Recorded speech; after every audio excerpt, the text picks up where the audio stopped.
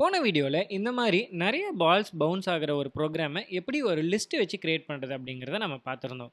ஒன்று இல்லை 4 list create பண்ணியிருந்தோம் நம்ம. இந்த ப்ரோக்ராமில் இருக்கிற ஒரு பிரச்சனை என்னன்னு பாருங்களேன். நீங்கள் இப்போதைக்கு இங்கே பொசிஷனையும் ஸ்பீடையும் தான் ட்ராக் பண்ணுறீங்க. ஆனால் இதில் ஃபார் எக்ஸாம்பிள் நம்ம பாலோட சைஸை இன்க்ளூட் பண்ணோம் அப்படின்னு நினச்சா அதுக்குன்னு தனியாக இன்னொரு லிஸ்ட்டை கிரியேட் பண்ண வேண்டியது இருக்கும். இப்படி இங்கே இருக்கிற ஒவ்வொரு ஆப்ஜெக்ட்டுக்கும் நம்ம நிறைய லிஸ்ட் கிரியேட் பண்ண வேண்டியது இருக்குது. இப்போதைக்கு இங்கே பால்ஸ் தான் இருக்குது. இதுக்கு பதிலாக நம்ம நாளைக்கு கியூப்ஸ் எல்லாம் ஆட் பண்ணுறோம் அப்படின்னா அதுக்கும் பார்த்தீங்கன்னா இப்போ இங்கே 4 இருக்குது. அதே மாதிரி அதுக்கு ஒரு 4, அந்த மாதிரி நம்பர் ஆஃப் லிஸ்ட் வளர்ந்துக்கிட்டே போகும். இந்த மாதிரி பண்ணலாம் ப்ரோக்ராம். பட் அகெயின் இது பெஸ்ட் வழியா அப்படின்னு கேட்டிங்கன்னா கண்டிப்பாக கிடையாது இல்லையா. இதுக்கு ஒரு பெட்டர் வழி இருக்கும். அது என்ன அப்படிங்கிறத இப்போ யோசிக்கலாம். இப்போ இங்கே வரைஞ்சிருக்கிற இந்த லே அவுட் தான் நம்ம ப்ரோக்ராமில் யூஸ் பண்ணிக்கிட்டு இருக்கிறோம்.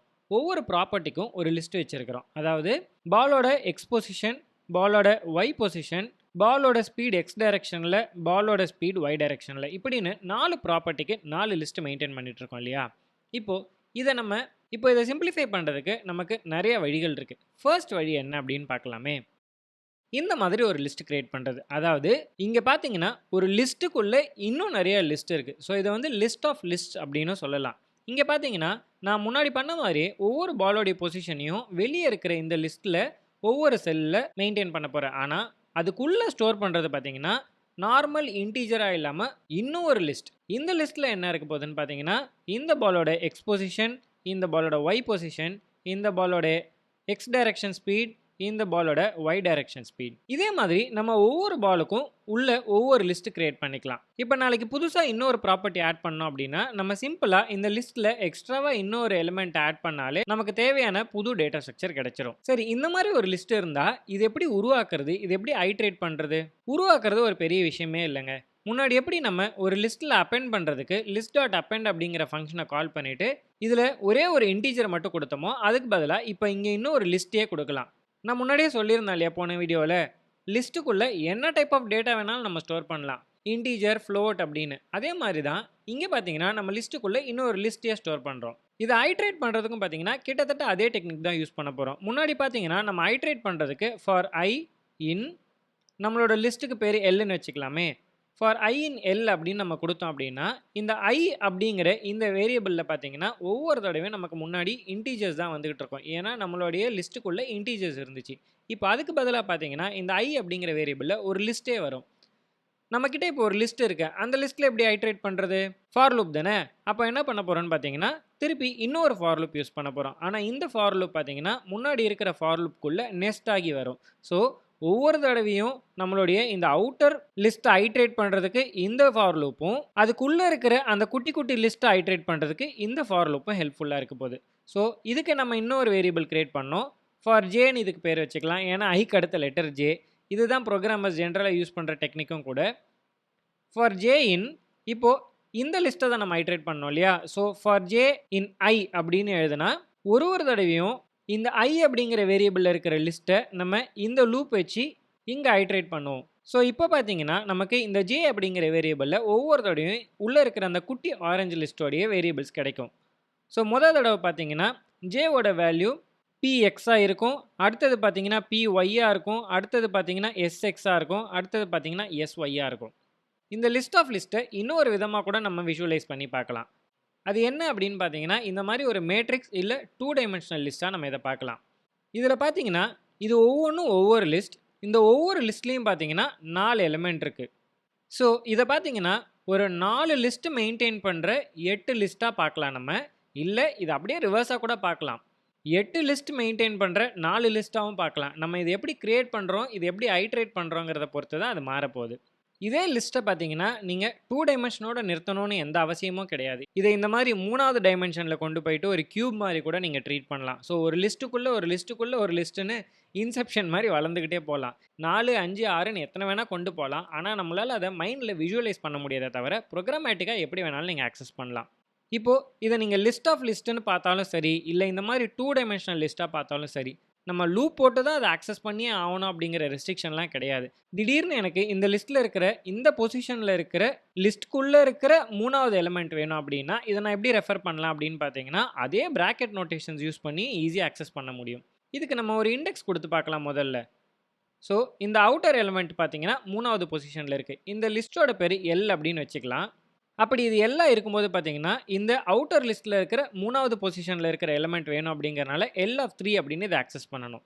இப்போ நமக்கு 3வது எலிமெண்ட் கிடைச்சாச்சு. அதாவது 3வது இண்டெக்ஸ்ல இருக்கிற எலிமெண்ட் என்னது? அதுவே ஒரு லிஸ்ட் தான் இல்லையா? ஒரு லிஸ்ட்ல இருக்கிற எலிமெண்ட் ஆக்சஸ் பண்றதுக்கு நம்ம என்ன பண்ணுவோம்? இண்டெக்ஸ் பிராக்கெட்ஸ் யூஸ் பண்ணுவோம் இல்லையா? அதனால அதே தான் யூஸ் பண்ண போறோம். இப்போ இதுல இருக்கிற எலிமெண்ட்ஸ்க்கு நம்ம நம்பர் குடுத்து பார்க்கலாம். 0, 1, 2 அப்படின்னு செகண்ட் இண்டெக்ஸ்ல இருக்கிற நம்பர் தானே நமக்கு வேணும். அது நம்பரா இருக்கலாம். அகைன் இன்னொரு லிஸ்ட்டா கூட இருக்கலாம். இப்போ அது வேணுங்கிறதுனால நம்ம இந்த பிராக்கெட்ஸ்ல 2 அப்படிங்கிற இண்டெக்ஸ் போட்டோம் அப்படின்னா, நமக்கு இந்த ஃபுல் எக்ஸ்பிரஷன் என்ன குடுக்க போகுது அப்படின்னு பார்த்தீங்கன்னா, இங்க இருக்கிற இந்த வேல்யூவ நமக்கு குடுக்க போகுது. இதே மாதிரி தாங்க நீங்க ஒரு 3 டைமென்ஷனல் லிஸ்ட் ஆக்சஸ் பண்றீங்க அப்படின்னா, அதுக்கு இன்னொரு இண்டெக்ஸ் பிராக்கெட் போட்டு அந்த இண்டெக்ஸ்ல இருக்கிற வேல்யூவ நம்மளால எடுக்க முடியும். இப்படி இத நீங்க 4 டைமென்ஷன்ஸ், 5 டைமென்ஷன்ஸ்னு எத்தனை வேணாலும் எக்ஸ்ட்ராவா சேர்த்துக்கிட்டே போயிட்டு ஆக்சஸ் பண்ண முடியும். பட் ஒண்ணே ஒண்ணு கவனமா என்ன பண்ண வேண்டியது இருக்கும் அப்படின்னு பார்த்தீங்கன்னா, நீங்க ஒரு 2 டைமென்ஷனல் லிஸ்ட் ஆக்சஸ் பண்ணும்போது 3வது டைமென்ஷன் குடுக்கக்கூடாது. எப்படி நீங்க ஒரு டைமென்ஷன் லிஸ்ட்ல 2வது குடுக்கக்கூடாது, அல்லது ஒரு டைமென்ஷன் லிஸ்ட்லயே பார்த்தீங்கன்னா, நீங்க 10 எலிமெண்ட் இருக்கும்போது 15வது எலிமெண்ட் ஆக்சஸ் பண்ணக்கூடாது இல்லையா? அதே மாரி தான். இல்லாத ஒரு விஷயத்த ஆக்சஸ் பண்ண ட்ரை பண்ணீங்க அப்படின்னா, உங்க ப்ரோகிராம்ல எரர் வந்து ப்ரோகிராம் அபார்ட் ஆயிடும். இந்த மாரியான லிஸ்ட்டோட எரர்ஸ் எல்லாம் வந்து ஈஸியா நம்ம லென்த் அப்படிங்கிற ஃபங்ஷனை யூஸ் பண்ணி லென்த்த கால்குலேட் பண்ணி கண்டிப்பா சேஃபா ஹேண்டில் பண்ண முடியும். ஆனா இதையும் தவிர எரர் ஹேண்ட்லிங் டெக்னிக்ஸ் பைத்தான்ல நெறைய இருக்கு. அதெல்லாம் நம்ம பின்னாடி பார்ப்போம்.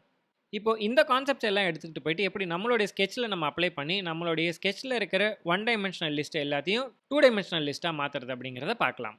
இந்த எக்ஸர்சைஸ்க்கு நான் பேஸ் கோடா எடுத்திருக்கிறது பார்த்தீங்கன்னா, நம்ம போன எக்ஸர்சைஸ்ல பண்ண லிஸ்ட் ஆஃப் பால்ஸ் அப்படிங்கிற ப்ரோகிராம் தான். இந்த ப்ரோகிராம்ல நம்ம எப்படி ஒரு விண்டோக்குள்ள கிளிக் பண்ற இடத்துல எல்லாத்தையும் பால்ஸ் கிரியேட் பண்றது, இந்த பால் இன்ஃபர்மேஷன்லாம் எப்படி பல லிஸ்ட்ல மெயின்டெயின் பண்றது அப்படிங்கிறத பார்த்திருந்தோம். இது எல்லாமே 1 டைமென்ஷனல் லிஸ்ட்ஸ். இதுல நான் ஒரு சில சின்ன சேஞ்சஸ் மட்டும் அதுக்கப்புறம் பண்ணியிருக்கிறேன். அது என்னன்னு பார்த்தீங்கன்னா, நம்மளுடைய ப்ரோகிராம செட்டப் பண்ணும்போதே ஒரே ஒரு பால மட்டும் கிரியேட் பண்ணியிருக்கிறேன். அப்பதான் நமக்கு ப்ரோகிராம் ஸ்டார்ட் ஆகும்போது விண்டோ டோட்டலா எம்ப்டியா இல்லாம அட்லீஸ்ட் ஒரு பாலாவது இருக்கும். அண்ட் இதோட ஸ்பீட்ஸ் பார்த்தீங்கன்னா, நெகட்டிவ் வேல்யூல இருந்து பாசிட்டிவ் வேல்யூக்குள்ள ஒரு ரேண்டம் சாய்ஸா இருக்கு. அப்பதான் பால் கொஞ்சம் லெஃப்ட், ரைட், டாப், பாட்டம்னு எல்லா டைரக்ஷன்லயும் போகும். இவ்வளோதான் நான் பண்ண சேஞ்சஸ். இப்போ இந்த பேஸ் கோட்ல இருந்து நம்மளுடைய 2 டைமென்ஷனல் லிஸ்ட்டா எப்படி இத மாத்துறது அப்படின்னு பார்க்கலாம்.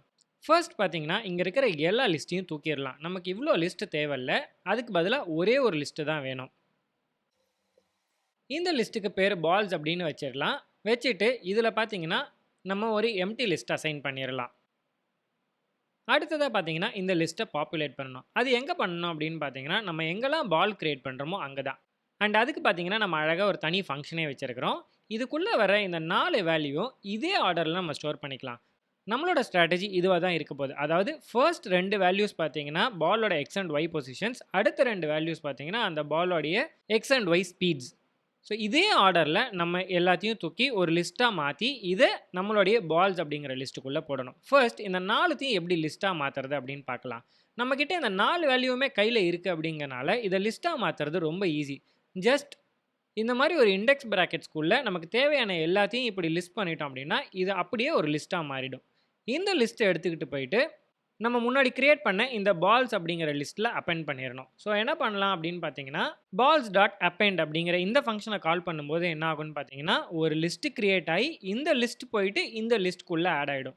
ஸோ நம்ம ஒரே ஒரு பால் கிரியேட் பண்ணும்போது என்ன ஆகும்னு பார்த்தீங்கன்னா, ஒரு லிஸ்ட்டுக்குள்ள ஒரே ஒரு லிஸ்ட் இருக்கும். இத கன்ஃபார்ம் பண்றதுக்கு நம்ம வேணா இத பிரிண்ட் பண்ணி பார்க்கலாமே. இப்போ நான் ப்ரோகிராம ரன் பண்றேன்.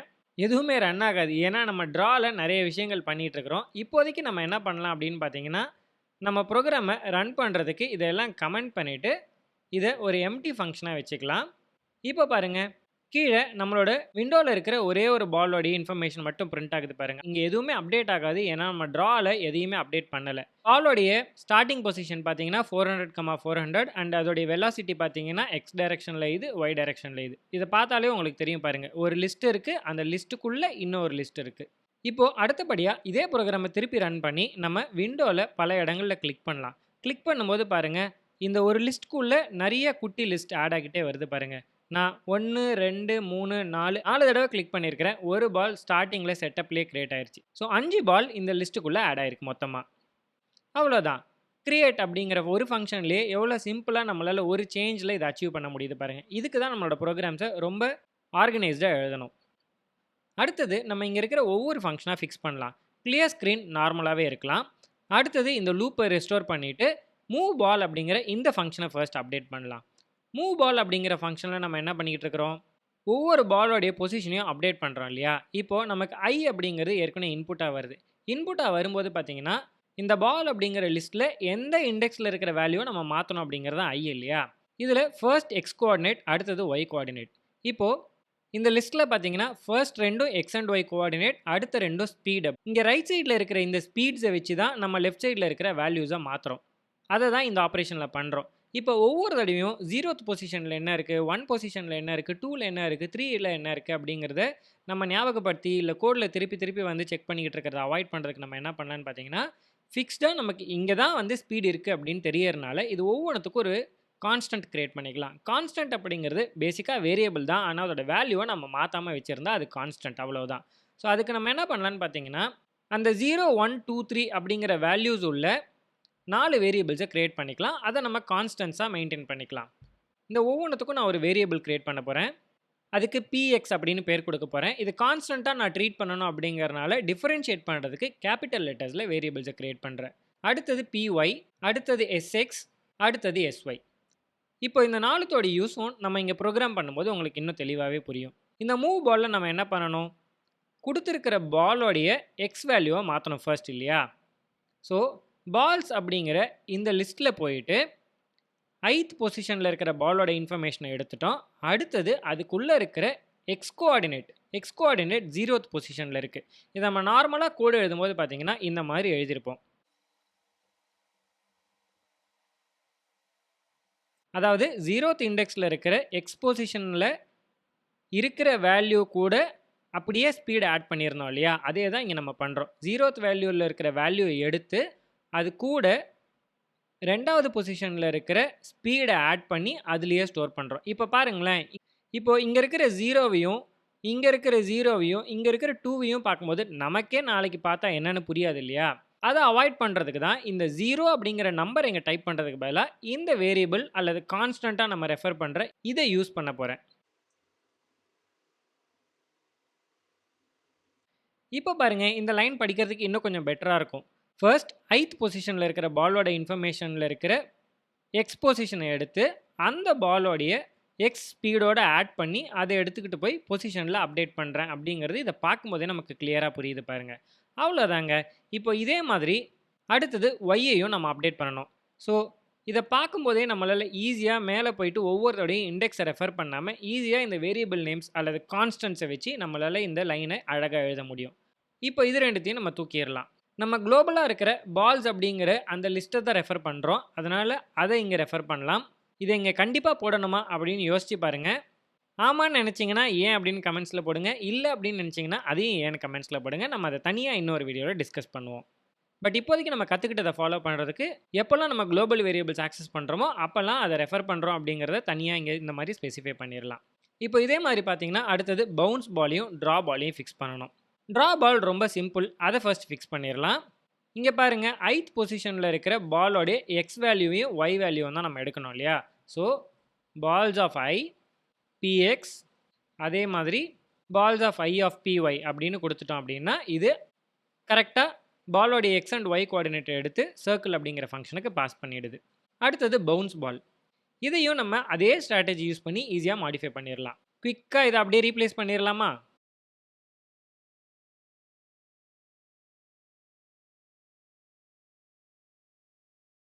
இப்போ நம்ம கீழே போயிட்டு பவுன்ஸ் பால் ட்ரா பால் ரெண்டுத்தையும் ரெஸ்டோர் பண்ணிவிட்டு ப்ரோக்ராமை ரன் பண்ணி பார்க்கலாம்.